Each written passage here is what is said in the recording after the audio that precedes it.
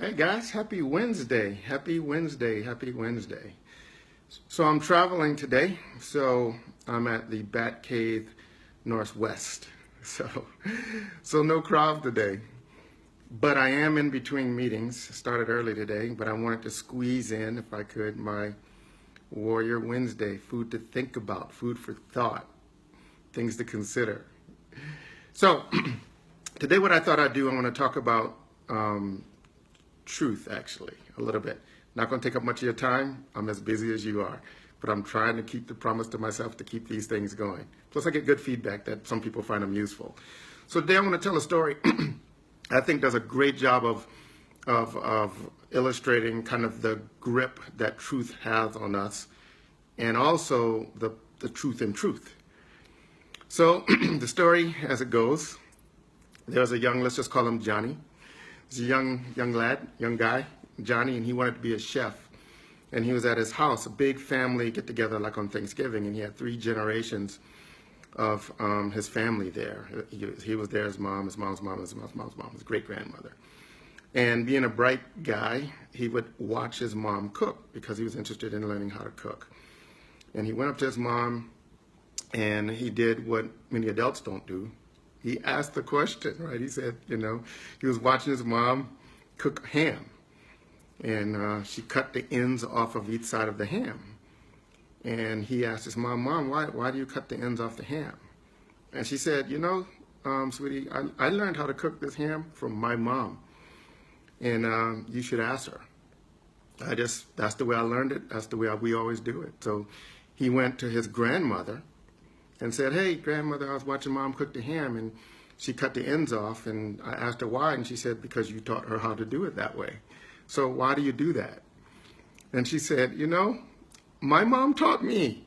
I learned how to cook our family ham from my mom. She's in another room. You should just go ask her. I really don't know. That's just the way I was taught and the way I always do it. So little John went to his great-grandmother and said, hey, Grandma told me that when you taught her how to cook the ham, the first thing you do is cut off the ends of the ham. And I don't understand that. Why do you do that? And she laughed and she said, John, back when I used to cook the family ham, we only had one pot, and the pot was too small for the ham to fit in, so we had to cut the ham to fit in the pot. So the point of this story is multifold, right? One is truth, a lot of people talk about how the truth will set you free and the truth is a liberating idea. But in many ways, truths are our box we live in. The truths are our limits. And in that example, we saw 3 generations of people doing something totally unnecessary just because they were taught that was the way to do it. So this is a fun reminder to look at the truths that drive you through the day and ask yourself, question them a little bit. Why do you know that to be so? And where did that truth come from? On rare occasion, you will come across a truth that is limiting you in some way, and you were just handed that truth, pretty much like an instruction on cooking the ham. It has no real world relevance. It's just something you hold to be true. And because you hold it to be true, it limits you. So that's food for thought. Food, ham. See how I tied that together? Tell you I'm not going to take up much of your time, but I thought that was an interesting illustration of we do many things in our life just because that's the way we were taught to do them. And that's in business and life and just many facets of our life.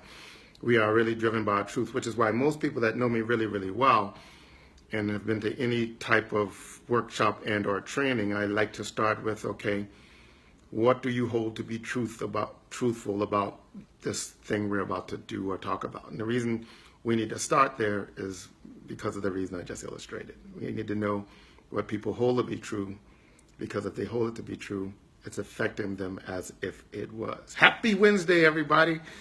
No Krav today.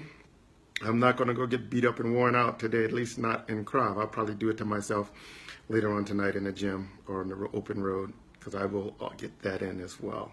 Just not right now. I'm off to a meeting. It's Wednesday. It's hump day. Have a great day. And don't be cutting the ends off your ham for no good reason at all. That's a metaphor, folks. Have a good day.